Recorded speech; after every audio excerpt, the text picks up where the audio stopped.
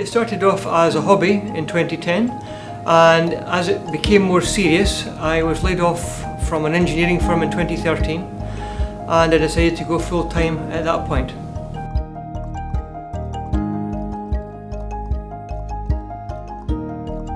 I'd like to make a living in the longer term, and if that's possible, then I think I'll feel very lucky. I'd like to be known for the work, and I'd like to be recognised as an artist, both in Canada and internationally.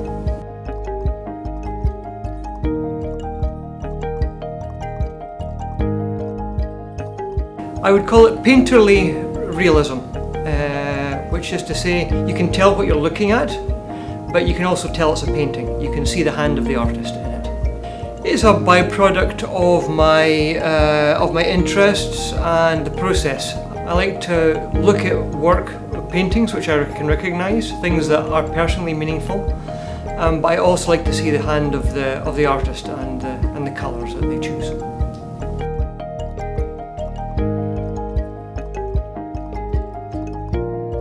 I'm very proud of the White Rabbit candy. One, because it was the first all-over painting, and what I mean by that is that it's a small piece of a much larger composition, and it came out particularly well, so I was very proud of both the subject and how it turned out. All these candy ones require a lot of research.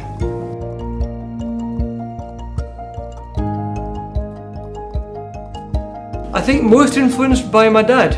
He's a sculptor, and he gave up his job as a machinist to become a sculptor. And I think in many regards I'm recreating his life. He, like myself, decided to pursue art later in life, and he went to art college, unlike me, and became a sculptor. And he loves to do abstract, three-dimensional work, and he loves to do animals. And in stone, bronze, wood, and metal.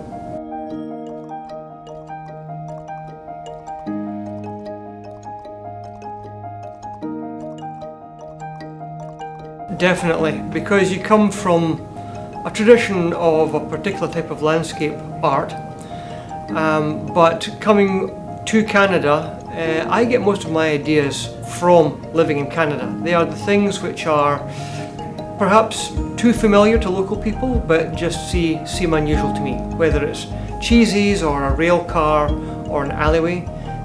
When I go back to Scotland, I don't get many ideas for paintings. It's mainly ideas from living here in Canada, so it's fundamental to my practice. In Vancouver we have a similar climate and a light, similar latitude, but we have a different industrial history, a different timeline, but different architecture, different foods, and they're not so different to Scotland, but they're different enough, you know, and things like neon signs which just don't exist in the UK in the same way.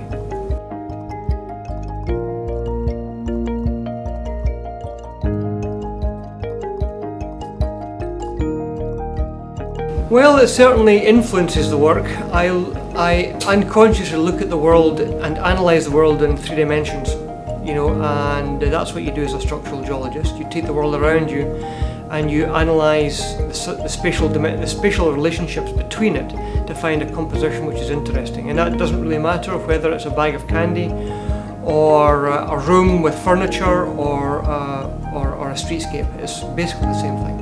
Everything that you do through your life informs where you end up, you know. As a geologist, I've seen all different parts of the world, and I've been influenced by all those different bits and pieces. But I think some people say they can see it, other people think it's irrelevant. So I don't know, maybe somewhere in between.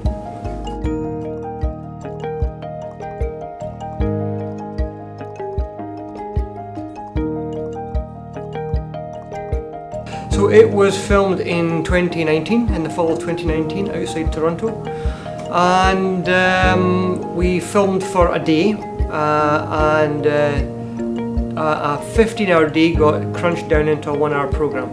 And I'm not a plein air expert, but I enjoyed taking part in it, and I think they wanted people who had big personalities, who could also paint, and that seemed to be the people that they chose. And in the event I was unlucky in that I didn't get through to the final round, but it was a great opportunity, and I felt very lucky to have taken part.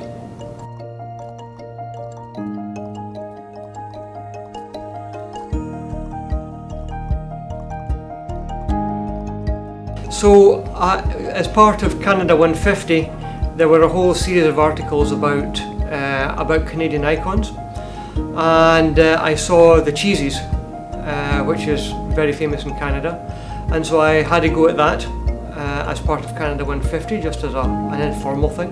When I showed it to an art consultant, Penny Lane Shen, she said it was a good idea and I should do more of them, so I started down that series.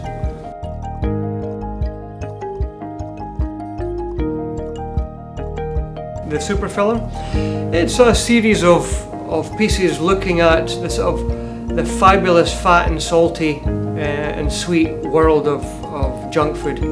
All around the world you have all these different companies and cultures that we all love these kinds of food, and they're advertised in the same way. They have bright colourful packets, and they have stripes and stars and gold and see-through pieces and foil.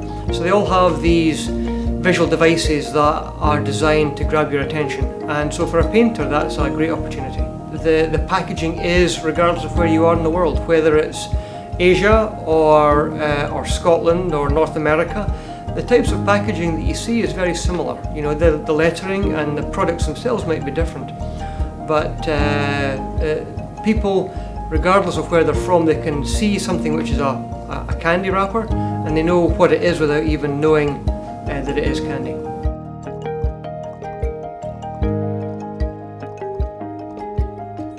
How come you're an artist with a geology degree?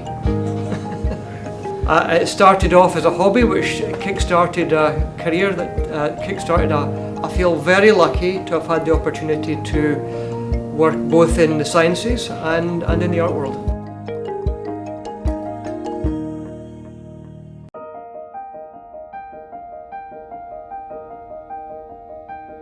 About 6 months after I had started painting full-time, I was offered a job, a very prestigious job in mining in the city.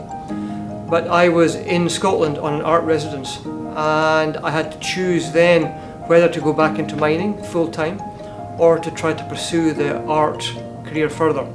And in the event I chose to continue with the art, and I'm happy that I made that choice.